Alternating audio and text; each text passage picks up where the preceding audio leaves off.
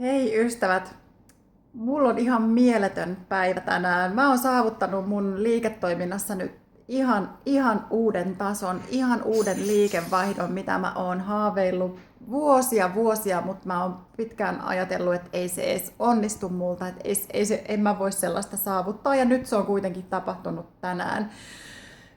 Mulla on ollut niin vahva luottamus tähän nyt koko tämän kevään. Mä oon vaan tiennyt, että mä siihen pystyn. Mä oon vaan tiennyt, että se tulee. Mulla on ollut niin hyvä luottavainen olo. Mä oon vaan tiennyt, että se tulee. Ja tässä nyt ei ole kyse siis, on totta kai kyse liikevaihdon kasvusta, ihan huikeasta liikevaihdon kasvusta. On kyse tiimin kasvusta. On kyse, siitä alkaa tulla lisää rahaa tilille, miten Forever mua nyt tästä lähtien sitten palkitsee, mutta niin kuin itse asiassa kaikista eniten tässä on koko ajan ollut kyse niin kuin, yhden ihmisen kasvusta, yhden naisen kasvusta. Tämä on ollut aivan mieletön tämä mun tarina Foreverissa.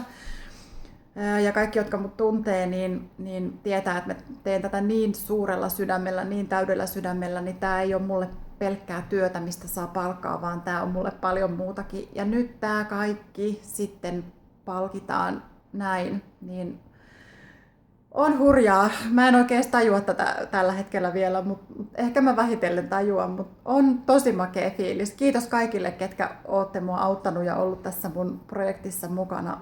Kiitos, moi!